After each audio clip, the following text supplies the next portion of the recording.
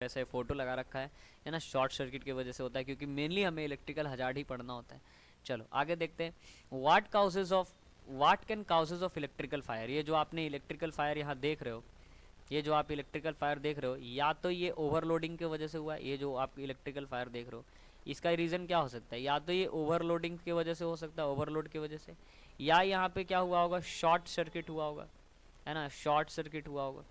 तो या तो ओवरलोडिंग हो सकता है, या शॉर्ट सर्किट हो सकता है, या लूज या इम्प्रॉपर कनेक्शन होगा, है ना, या कनेक्शन क्या होगा, लूज या फिर इम्प्रॉपर, है ना, इम्प्रॉपर होगा। तो वो चीज़ की वजह से ये क्या हो रहा है, ये यहाँ पे आपको आग लग रहा है। तो अब ये हम यही चीज़ हम लोग पढ़ने वाले हैं कि what can causes of electrical fire. Electrical fire आग लगने की, क्योंकि देखो अभी आपको एकदम मैं पॉइंट बाय पॉइंट लेके चल रहा हूँ। मैंने पहले बताया कि इंडस्ट्री में कितने तरह के फायर हो सकते हैं, है ना, टोटल 6 बताया। अब इसमें से हमें क्या पढ़ना है भाई, तो हमें पढ़ना है इलेक्ट्रिकल हजार्ड्स, माने कि इलेक्ट्रिकल फायर के बारे में। तो इलेक्ट्रिकल फायर के क्या काउजेज हो सकते हैं, what can causes of the electrical fire.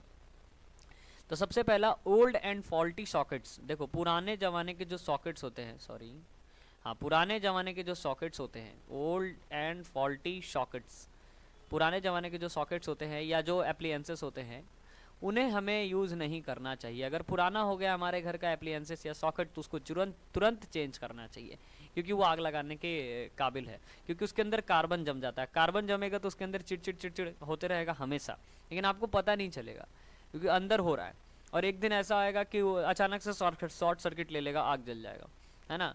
कभी कभी कम होता है और कभी कभी जब ज़्यादा होता है तो आग लग जाता है ना। लाइट फिक्सचर, है ना, जो लाइट है उसका भी फिक्सचर हमें देखना चाहिए कि लाइट बहुत ज़्यादा हीट हो रहा है कि नहीं, ठीक है, कम हीट होना चाहिए। ऐसे जगह पे प्लेस करना चाहिए जहाँ पे हीट हो, थोड़ा सा रेडिएंट हो सके।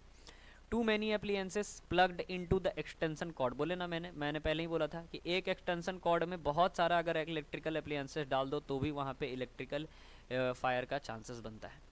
Wrong placement of portable heater. देखो हमारे घर में जो हीटर होता है ना, पोर्टेबल हीटर, अब जैसे ठंड में यूज़ करने वाला हीटर ले लो या खाना बनाने वाला हीटर ले लो, कोई भी हीटर ले लो, तो उसका रॉन्ग प्लेसमेंट रख करने से, माने ऐसा जगह आप रख दिए जहाँ पे फ्लेमेबल लिक्विड आपके घर में है, या ऐसा जगह रख दिए जहाँ पे आपके घर में बहुत ज़्यादा सामान उमान है, तो उस जगह पे आपको नहीं रखना है, क्योंकि वो हीट होता है उसके आस मैंने उसमें इलेक्ट्रिसिटी आता है तो वो हीट भी होता है। तो हमें उस जगह पे रखना है ताकि उसके अंदर जो हीट है वो रेडिएंट हो सके, रेडिएंट बने वो इन्वायरमेंट में मिक्स हो सके, है ना। तो अच्छे जगह से रखना है। और ओल्ड वायरिंग को हमेशा हमें रिन्यू कराते रहना चाहिए, चेक कराते रहना चाहिए। ओल्ड वायरिंग को हमें हमेशा चेक कराते रहना चाहिए अगर हमें इलेक्ट्रिकल फायर से बचना है, लेकिन हम लोग करते नहीं हैं। अच्छा, use of inferior quality of material, मतलब जब आप वायरिंग करा रहे हो तो आपने बहुत ख़राब तरह का क्वालिटी ऑफ मटेरियल यूज़ किया है, माने कॉपर यूज़ करना चाहिए तो आपने एल्युमिनियम यूज़ करके वायरिंग कर दिया, तो इन्फीरियर क्वालिटी ऑफ मटेरियल की वजह से भी आग लग सकता है ना। ओवरलोडिंग ऑफ द सर्किट में ओवरलोडिंग हो गया तो भी आग लग सकता है ना। Proper protective devices are not employed, मतलब जो प्रोटेक्टिव डिवाइसेस लगने चाहिए, जैसे मान लो पहले के ज़माने में हम लोग लकड़ी का बोर्ड बनाते थे, लेकिन अब हम लोग प्लास्टिक का बोर्ड बनाते हैं। तो ज़्यादा इग्नाइट करने वाला कौन होता है? ज़्यादा इग्नाइट करने वाला अगर देखा जाए तो प्लास्टिक होता है, क्योंकि लकड़ी जलने में टाइम लेगा, लेकिन प्लास्टिक बहुत पतला पतला होता है तो जल जाता है। तो अभी फाइबर का भी होता है, तो बहुत कोई सस्ता की वजह से प्लास्टिक वाला यूज़ कर लेता है, लेकिन एक्चुअली में फाइबर यूज़ करना चाहिए। तो प्रॉपर प्रोटेक्टिव डिवाइस का हम लोग एम्प्लॉयड नहीं कर पाते हैं, है ना। डिवाइस आर नॉट एम्प्लॉयड, है ना, यहाँ पे देखो क्या लिख रहा है, proper protective device are not employed. तो इस वजह से भी आग लग सकता है। Insulation of wire is damage, अगर वायर का इंसुलेशन मतलब समझते हो, जो वायर के ऊपर जो कोटिंग होता है अगर वो डैमेज हो गया तो भी आग लग सकता है ना। When bare conductor come in contact to each other, देखो यहाँ पे क्या कह रहा है कि जब कोई दूसरा कंडक्टर, माने एक कंडक्टर किसी दूसरे कंडक्टर से क्या हो जाए, लाइव कंडक्टर आपस में कनेक्ट हो जाए, माने कांटेक्ट में आ जाए, तो भी इलेक्ट्रिक शॉक माने इलेक्ट्रिक ये हो सकता है, क्या बोल सकते हो उसको आप, शॉर्ट सर्किट हो सकता है। और शॉर्ट सर्किट होगा तो फिर आप जान ही रहे हो कि आग लग सकता है, ठीक है।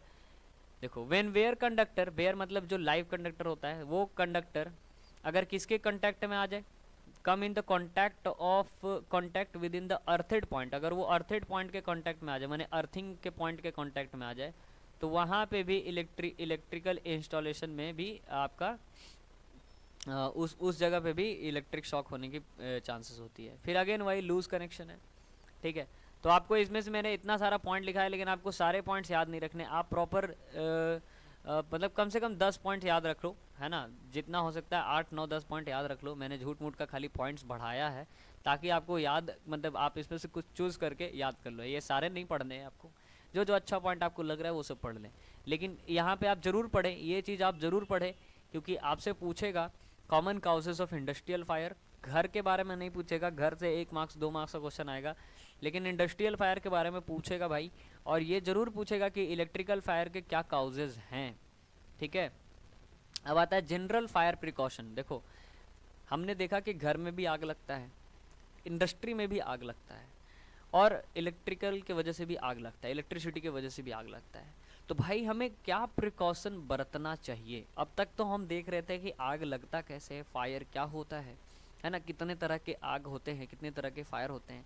अब हम लोग देखने वाले हैं कि भाई हमें प्रिकॉशन कैसे बरतना है जिससे हम अपने आप को फायर से सेव कर सके। हमने फायर के टाइप्स देखे, अब हम वो देखने वाले हैं प्रिकॉशन। तो देखो, बिल्डिंग और इंडस्ट्री, जो भी बिल्डिंग होता है या जो भी इंडस्ट्री होता है ना, कहीं कोई आप बिल्डिंग में रख रहे हो, आपका खुद का घर नहीं है, आप एक बिल्डिंग में रह रहे हो, अपार्टमेंट में रह रहे हो, तो बिल्डिंग जो फ्लैट वगैरह लेके रहते हैं ना वो, तो बिल्डिंग और industry should provide emergency exit, है ना। कभी भी आप कोई बिल्डिंग में जाएं या कभी भी किसी इंडस्ट्री में जाएं, तो आप जैसे वहाँ पे अगर आपको 4 से 5 दिन 10 दिन से ज़्यादा अगर आपको वहाँ स्टे करना है या आप किसी कंपनी में काम कर रहे हो, तो आप ज़रूर उसके इमरजेंसी एग्जिट को पता करें, है ना। या फिर उसका जो एस्केप रूट है उसको ज़रूर पता करें कि मान लीजिए इमरजेंसी में हम किस रूट से भाग सकते हैं, ये ज़रूर आप पता करें। और हर बिल्डिंग में, हर इंडस्ट्रीज़ में इमरजेंसी एग्जिट या फिर एस्केप रूट होना चाहिए। जैसे आपने देखा होगा कि अगर आप बस में ट्रैवलिंग कर रहे हैं तो बस में लिखा होता है इमरजेंसी एग्जिट, है ना, और एक शीशा जो रहता है उस, और वहाँ पे बगल में हैमर रखा हुआ रहता है कि अगर आग वगैरह लग गया तो आप फोड़ करके उसको बाहर निकल सकते हो। ट्रेन में भी आपने देखा होगा कि एक जो शीशा रहता है, एक जो खिड़की रहता है, वो रेड कलर का रहता है, वो इमरजेंसी एग्जिट रहता है कि अगर ट्रेन में अगर आग लग गया तो आप डायरेक्ट उससे कूद करके बाहर निकल सकते हो, और वो पूरा खुला हुआ रहता है ना। तो इमरजेंसी एग्जिट जो होता है इन द केस ऑफ फायर, वो हमें प्रिस्क्राइब करता है, मैंने हमें बनाना चाहिए, जो हमें सेफ्टी के वजह से, मैंने सेफ्टी के लिए इंपॉर्टेंट होता है। तो कोई भी बिल्डिंग, कोई भी इंडस्ट्री में ये जरूरी है। जब ट्रेन में हो सकता है, बस में हो सकता है, तो बिल्डिंग इंडस्ट्री में तो बहुत ही जरूरी है, ये होना चाहिए, ठीक है। तो देखो यही लिख रहा है, building and industry should provide emergency exit और escape route in the case of fire, ठीक है, as prescribed by the fire and safety rules, है ना। फायर और सेफ्टी रूल्स, ये मैं नहीं कर रहा हूँ, ये फायर और सेफ्टी रूल्स कहता है कि हमेशा इमरजेंसी एग्जिस्ट होना चाहिए, ठीक है। क्योंकि कोई भी अगर मान लो, देखो ये तो बिल्डिंग वाला बात हो गया, तो बिल्डिंग में लोग जैसे तैसे बना लिए, अपना बिल्डिंग है, अपना घर है भाई, जैसे बना लो। लेकिन अगर कोई आदमी बस खरीद रहा है तो उसके बस में ये सिस्टम होना ही चाहिए, है ना, क्योंकि फिर ऐसे बस बिकेगा नहीं, तो वो इमरजेंसी एंड फायर सेफ्टी होना चाहिए। नेक्स्ट है, emergency exit in the case of fire shall be marked in a language understood by the majority of the workers। देखो यहाँ क्या लिख रहा है कि जो भी emergency exit है उसको आपको छिपा करके नहीं रखना है, उसको आपको मैंने दिखा करके रखना है, और उसको आपको ऐसे लैंग्वेज में मार्क करना है, ऐसे लैंग्वेज में दिखाना है जिस लैंग्वेज में मेजोरिटी ऑफ पर्सन वहाँ पे हैं, ठीक है। अब जैसे मान लो कि अगर हम देखें तो एक ट्रेन है जो तमिलनाडु में चल रहा है, ठीक है, ज़्यादातर तमिलनाडु में चलता है, तो वहाँ तमिल लैंग्वेज में लिखा रहता है ना। अगर एक ट्रेन है बंगाल में चल रहा तो वहाँ पे बंगाली लैंग्वेज में लिखा रहता है। एक ट्रेन है आपका नॉर्मल यूपी बिहार झारखंड में, तो वहाँ हिंदी में लिखा रहता है। क्यों भाई?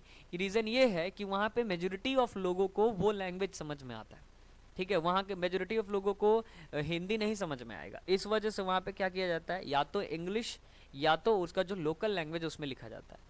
तो अगर मान लो हम कोई इंडस्ट्री या कोई फ्लैट या कोई बिल्डिंग तैयार कर रहे हैं, तो हमें वहाँ के जो मेजोरिटी ऑफ पर्सन हैं उनके लैंग्वेज में, हमें वहाँ पे जो मेजोरिटी ऑफ पर्सन या मेजोरिटी ऑफ वर्कर्स जो हैं उनके लैंग्वेज में हमें इमरजेंसी एग्जिट को नोटेट करना चाहिए, दिखाना चाहिए। सेटअप फायर अलार्म, और फायर अलार्म को सेटअप करना चाहिए। इन सारे पॉइंट्स को ध्यान से समझते चलो, है ना। ये ये सारे पॉइंट्स आपके लिए इंपॉर्टेंट है। तो सेटअप फायर अलार्म को सेट करना चाहिए, किस लिए भाई? ताकि वार्निंग दे सके हम इन द केस ऑफ फायर। जब फायर का केस हो तो वार्निंग सारे लोगों को मिल सके, every person in the building, है ना, उनको क्या, बिल्डिंग या इंडस्ट्री, उन सब को क्या मिल सके, आपका वार्निंग मिल सके। A free passage way, next है a free passage way giving access to escape in the case of fire. एक ऐसा फ्री, माने सबके लिए फ्री होना चाहिए, और एक ऐसा ऐसा फ्री पाथ जिसमें गैप बहुत ज़्यादा हो, स्पेस बहुत ज़्यादा हो, ऐसा एक फ्री पैसेज वे तैयार रहना चाहिए, है ना। जब इमरजेंसी एग्जिस्ट हो, माने इमरजेंसी फायर वगैरह लग जाए, तो ऐसा फ्री पैसेज वे खुलने से बहुत सारे लोग जल्दी जल्दी वहाँ से escape कर सके। तो free passage way giving access to escape in the case of fire shall be maintained, है ना, वो मेंटेन होना चाहिए किसी भी फैक्ट्री या किसी भी बिल्डिंग में। प्रोवाइड ट्रेनिंग टू एम्प्लॉयज़, जैसे मान लो फैक्ट्री की बात करें, तो हमारे मैंने जो भी फैक्ट्री में लोग हैं उनको ट्रेनिंग जरूर दें, है ना। Provide training to employees about the fire and safeties, है ना। ये रूल्स कहता है कि फायर और सेफ्टी के बारे में आपके फैक्ट्री में जो भी लोग हैं, आपके कंपनी में जो भी लोग हैं, उनको एक बार संडे को या किसी भी समय में आप 1-2 घंटे का ट्रेनिंग ज़रूर दें कि क्या होता है, कैसे आपको एस्केप कर सकते हो, हमारे बिल्डिंग का किस पार्ट में इमरजेंसी एग्जिट है, किस पार्ट में फ्री पैसेज है, कैसे बच सकते हैं, ये सारा चीज़। Organising fire and evacuation drill, ठीक है, आपको ऑर्गेनाइज करना चाहिए फायर एंड इवैक्यूएशन ड्रिल के बारे में। तो यही चीज़ है आपका क्या है, फायर जनरल फायर प्रिकॉशन। अब हम आप देखते हैं कि जो हमारे फायर सेफ्टी चेकलिस्ट होते हैं जो वर्क प्लेस में हमें होना चाहिए, वो क्या क्या होना चाहिए। तो ये सबसे पहला चेक लिस्ट हमें देखना चाहिए, कब भी हम फायर कोई भी इंडस्ट्री वगैरह में जाएं तो हमें चेक करना चाहिए कि does your building have a clear and accessible escape route. तो जब भी आप किसी भी वर्क प्लेस में जाओ तो आप यहाँ पे वहाँ पे ज़रूर चेक करो कि वहाँ पे एसेसेबल एस्केप रूट है कि नहीं, या क्या वहाँ पे फायर एक्सटिंग्विशर अवेलेबल है, ये चेक करो, है ना। और अवेलेबल भी हैं तो कितने टाइप्स के हैं वो आगे हम लोग देखेंगे, तो आप वो भी चेक करना।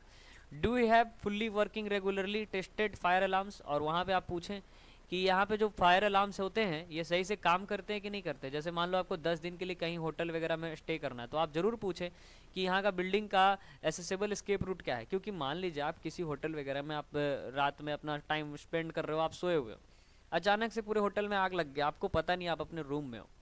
तो अगर आपने ये पहले ये सारे चीज़ पूछ के रखा है कि हाँ भाई बिल्डिंग का कहाँ एसेसेबल एस्केप रूट है, कहाँ पे फायर एक्सटिंग्विशर है, क्या आपके अलार्म सही से काम करते हैं कि नहीं करते, तो आप वहाँ पे निश्चित होकर सोओगे।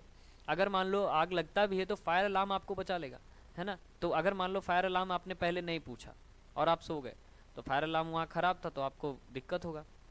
दूसरा, do your employ know your the fire precaution, मतलब ये आपके जो भी एम्प्लॉयज़ हैं उनको पता है कि नहीं फायर प्रिकॉशन के बारे में, ठीक है। Do you have the appointed internal fire wardens, क्या आपने अपने यहाँ पे कुछ अलग से इंटरनल फायर वार्डन्स रखे हैं। वो तो सरकार की तरफ से तो आएंगे ही, लेकिन आपके कुछ इंटरनल फायर वार्डन्स हैं जिनको फायर सेफ्टी के बारे में पता है। ये आप फैक्ट्री या कंपनी वालों से भी पूछ सकते हो, ठीक है। जो कंपनी वाले आपसे पूछते हैं आप उनसे भी पूछ सकते हो, ठीक है। तो are all your staff consider in the evacuation plan, क्या आपके जितने भी स्टाफ है सबको इवैक्यूएशन प्लान दिया हुआ है, सब कोई जानते हैं इवैक्यूएशन प्लान कहाँ है, नहीं है। नहीं तो पता चला कि हम भाग रहे हैं और आपके साथ साथ मेरे साथ साथ आपके कंपनी के एम्प्लॉयज़ भी भाग रहे हैं, तो ये नहीं होना चाहिए। Do you have the sectioned area for the smokers in premises, मतलब जो भी स्मोकर्स है उसके लिए क्या आपने अलग से एरिया बना रखा है, क्योंकि हम स्मोकर्स को रोक नहीं सकते, एक तरह का लत है ये, तो उनके लिए हमें ये बनाना होगा एरिया, और वहाँ पे इस तरह का सिंबल यूज़ करना होगा कि हाँ भाई देखो यहाँ पे नहीं कर सकते, यहाँ पे नहीं कर सकते हो, है ना, ये लॉ नहीं है, ये करके ऐसा बनाना होगा। Are you fire extinguisher service then replace on the regular basis, क्योंकि फायर एक्सटिंग्विशर एक्सपायर हो जाते हैं तो वो सर्विस्ड होने चाहिए, रिप्लेस्ड होने चाहिए रेगुलर बेसिस पे, ये सारे चीज़ हमें चेक करना चाहिए। All your electrical systems and appliances maintain the check regularly, जितने भी आपके इलेक्ट्रिकल सिस्टम्स हैं वो और जितने भी अप्लायंसेस है वो क्या मेंटेन्ड हैं या क्या वो उसको चेक आप करते हो रेगुलरली। तो इन सारे चीज़ों को देख करके आप किसी कंपनी का फायर सेफ्टी चेकलिस्ट देख सकते हो। आपसे क्वेश्चन आ सकता है कि कैसे आप फायर सेफ्टी चेकलिस्ट चेक कर सकते हैं किसी भी वर्क प्लेस पे। तो आपको इतने सारे पॉइंट्स मैंने दे रखे हैं, आप इसमें से किसी को भी मतलब 5-6 किसी को भी लिख लो। करते हैं कि इलेक्ट्रिकल इंस्टॉलेशन जो यहाँ पे मैंने अभी आपको बताया, ये जो पॉइंट्स मैंने आपको बताए इतने सारे जनरल फायर प्रिकॉशंस, इसके और भी पॉइंट्स मैंने यहाँ लिख रखे हैं, है ना। देखो और भी पॉइंट्स, अभी पूरा टोटल ये हमारा फायर प्रिकॉशन का ही पॉइंट है, आप इसमें से जो बढ़िया लगे आप वो उसको यूज़ करो। तो देखो यहाँ पे क्या है कि जो हमारा फायर प्रिकॉशन है ये तो मैंने बीच में से चेकलिस्ट के लिए डाला था चेक करने के लिए। अब हम बात करते हैं वही अगेन वही टॉपिक चलेगा फायर प्रिकॉशन वाला। तो the electrical installation should be free from moisture effect. देखो हम जब भी इलेक्ट्रिकल इंस्टॉलेशन करें, मैंने जब भी वायरिंग वगैरह करे, तो हमको मॉइस्चर इफेक्ट से उसको फ्री रखना है। Wiring route not near the water pipe installation, मतलब जो हमारा पानी का जो रूट, माने वायरिंग का जो हमारा रूट है वो पानी के पाइप के बहुत करीब नहीं होना चाहिए। और हमें जो भी एप्लियंसेस हम यूज़ करेंगे वो ISI सर्टिफाइड एप्लियंसेस हम यूज़ करेंगे, ISI सर्टिफाइड एप्लियंसेस, ठीक है। Use good quality of fuses, और हम बहुत अच्छा क्वालिटी का फ्यूज़ यूज़ करेंगे जिसका रेटिंग बहुत ही करेक्ट होगा, है ना, करेक्ट रेटिंग का। जैसे हम MCB वायर्स का यूज़ करेंगे, MCB फ्यूज़ का यूज़ करेंगे, जिसको हम लोग कहते हैं मैनिट्योर सर्किट ब्रेकर्स, है ना, मैनिट्योर सर्किट ब्रेकर। और एक होता है LCB, LCB होता है जो, सॉरी ELCB जो होता है वो होता है अर्थ लीकेज सर्किट ब्रेकर्स, ठीक है। तो इसी का है दूसरा फॉर्म, MCB और ELCB वही चीज़ है। तो हमें उस गुड क्वालिटी ऑफ फ्यूजेस को देखना है। यूज़ 1 सॉकेट फॉर 1 एप्लियंसेस, माने एक सॉकेट केवल एक एप्लियंस के लिए हम यूज़ करेंगे, एक सॉकेट में बहुत सारे एप्लियंसेस को कनेक्ट नहीं करेंगे जिससे ओवर रेटिंग होगा। Replace broken plugs and switch immediately, जो भी टूटे हुए प्लग्स हैं, है ना, जो भी टूटे हुए ख़राब प्लग्स हैं उसको हम क्या करेंगे, या स्विच हैं उनको हम क्या करेंगे, इमिडिएटली क्या करेंगे, रिप्लेस करेंगे, है ना, जो भी टूटे हुए प्लग्स या स्विच है उसको रिप्लेस करेंगे। Switch off the electrical supply of fire area, fire affected area, जो भी माने इलेक्ट्रिकल सप्लाईज हैं उसको फायर अफेक्टेड एरिया में स्विच रखेंगे, माने स्विच ऑफ रखेंगे। जो भी माने कहीं भी आग लग सकता है या लगा हुआ एरिया है तो वहाँ पे इलेक्ट्रिकल सप्लाई को ऑफ रखेंगे। Keep electrical wire away from the hot and wet surface, हमेशा इलेक्ट्रिकल वायर को दूर रखेंगे, अवे मतलब होता है दूर, हमेशा इलेक्ट्रिकल वायर को दूर रखेंगे किससे, हॉट एंड वेट सरफेस से। Switch off and remove plugs of appliances after uses, मतलब जो आपके प्लग्स हैं उसको आप क्या करें, स्विच ऑफ कर दें या फिर आप रिमूव कर दें, ठीक है। कब, जब आप उसका यूज़ कर लेते हैं तब, ठीक है। जब जैसे आपने यूज़ किया, आफ्टर यूज़ आप उसको क्या कर दें, स्विच ऑफ कर दें या उसके प्लग को पूरा निकाल दें। Switch off the main switch when living the home for the long duration, मैंने बोला ना, पहले बोला था कि जो एग्जांपल लिया था कि घर से निकलते हैं अगर स्विच ऑफ नहीं करते हैं तो आग लग सकता है। तो switch off the main switch, आपके घर के मेन स्विच को आप कर दें, स्विच ऑफ कर दें जब आप अपने घर से, when living the home for long duration, है ना, जब बहुत देर के लिए आप अपने घर से बाहर जा रहे हैं तो मेन स्विच को जरूर ऑफ करके जाए। इन the case of electrical fire, electrical fire के केस में never use water when the circuit is live, कभी भी आप वाटर का यूज ना करें। देखो यहाँ लिख रहा है इन the case of electrical fire, electrical fire के केस में never use water when circuit is live, जब सर्किट क्या हो, लाइव हो, सर्किट में करंट आ रहा हो तो आप कभी भी वाटर का यूज नहीं करें। यूज फॉलोइंग फायर एक्सटिंग्विशर, तो तुम लोग हमारे मन में चला होगा सर क्या यूज़ करें फिर वाटर नहीं यूज़ करें, तो आप उस वक्त फायर एक्सटिंग्विशर का यूज़ करें। अगर फायर एक्सटिंग्विशर नहीं है तो आप सैंड का यूज़ कर सकते हैं, बालू का यूज़ कर सकते हैं, ठीक है। अब देखो ये फायर एक्सटिंग्विशर कितने तरह के होते हैं जो हम इलेक्ट्रिसिटी के लिए यूज़ कर सकते हैं, वो होते हैं fire extinguisher of carbon, CTC carbon, मैंने CTC फॉर्म टाइप, है ना। तो CTC क्या होता है, कार्बन टेट्राक्लोराइड, ये वाला जो आपका फायर एक्सटिंग्विशर है इसको आप यूज़ कर सकते हैं, जिसको हम कहते हैं CTC कार्बन टेट्राक्लोराइड। और ये फोम टाइप होता है, इसमें वाटर नहीं होता है, इसमें फोम होता है। और दूसरा होता है fire extinguisher of carbon dioxide, है ना। तो दो फायर एक्सटिंग्विशर आप यूज़ कर सकते हैं। अब इस वीडियो के नेक्स्ट पार्ट में हम लोग देखेंगे फायर एक्सटिंग्विशर के बारे में कि यार हमारे कितने टाइप्स ऑफ फायर एक्सटिंग्विशर होते हैं, क्या फायर एक्सटिंग्विशर, कैसे क्या होता है फायर एक्सटिंग्विशर में, कितने तरीके से हम आग को हटा सकते हैं, ये सारा कुछ मैं PPT दिखा दे रहा हूँ, लेकिन ये हम लोग नेक्स्ट पार्ट में करेंगे। फायर के कितने क्लासिफिकेशन है, ठीक है, ये सारे चीज़ class A, class B, class C।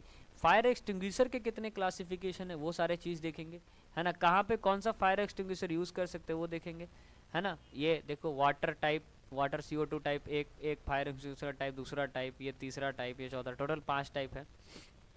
फिर उसके बाद इन केस ऑफ फायर हम कैसे अपने आप को बचाएंगे, क्या क्या करेंगे, और top 10 way to prevent fire, ये हमारा पूरा लास्ट पार्ट होगा। तो नेक्स्ट पार्ट में हम लोग प्रॉपरली फायर एक्सटिंग्विशर को बात करने वाले हैं। इस वीडियो में इतना ही, मिलते हैं अपने नेक्स्ट स्लाइड में, जहाँ पे नेक्स्ट पार्ट में जहाँ पे हम लोग बात करने वाले हैं फायर एक्सटिंग्विशर के बारे में। चलिए इसी के साथ इस वीडियो को एंड करते हैं।